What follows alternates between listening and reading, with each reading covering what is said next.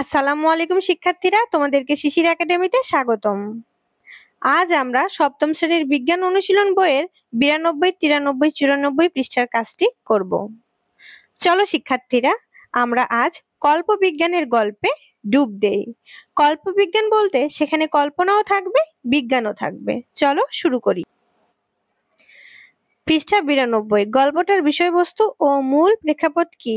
নিপা পত্রিকায় আজ একটি আর্টিকেল পড়ছিল। সেখানে লেখা ছিল, বিশাল মহাবিশ্বে একা থাকা কিছু বস্তু দেখা যায় যারা এই অনন্ত শূন্যে একা একা ভেসে বেড়ায়। এরা হলো ভাসমান গ্রহ। এ সকল গ্রহগুলো কোনো নক্ষত্রগুলোকে কেন্দ্র করে প্রদক্ষিণ করে না। এখন বলছে, ইংরেজিতে এদেরকে বলা হয় রোগ প্ল্যানেট।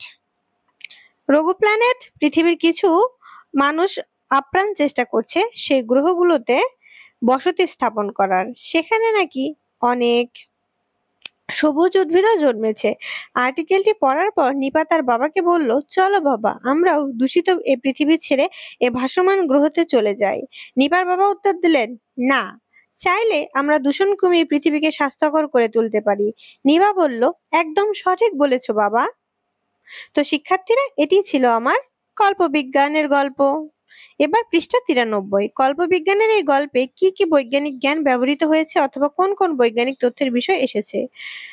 উত্তর হবে, কল্পবিজ্ঞানের এই গল্পে যে সকল বৈজ্ঞানিক প্রসঙ্গ এসেছে তা হলো মহাকাশ বিজ্ঞান, গ্রহের ঘূর্ণন, কেন্দ্রমুখী বল, সালোক সংশ্লেষণ প্রক্রিয়া, জ্যোতির্বিদ্যা।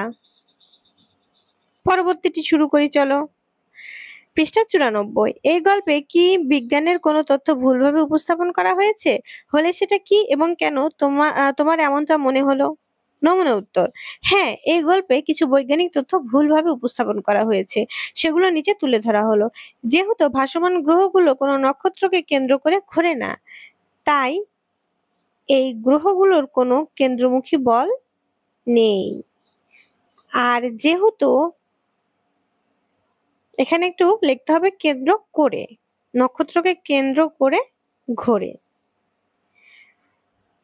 তাই গ্রহগুলোর কোনো কেন্দ্রমুখী বল নেই। আর যেহেতু কেন্দ্রমুখী বল নাই, তাই জীব বা অন্যান্য বস্তু গ্রহটিতে গেলে কেন্দ্রমুখী টান অনুভব করবে না, ফলে তারা ছিটকে মহাকাশে পড়ে যাবে।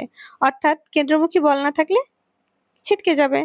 2, ভাসমান গ্রহ যেহেতু কোনো নক্ষত্রকে কেন্দ্র করে ঘুরে না, স্থির অবস্থায় থাকে, তাই এতে কোনো আলো বা ফটোসিস্টেম ক্রিয়া করে না, তাই সালোক সংশ্লেষণ সম্ভব না। সেখানে সালোক সংশ্লেষণ সম্ভব না, সেখানে কি উদ্ভিদ জন্মানো সম্ভব না শিক্ষার্থীরা? তো শিক্ষার্থীরা, আশা করি তোমরা বুঝেছো। ধন্যবাদ।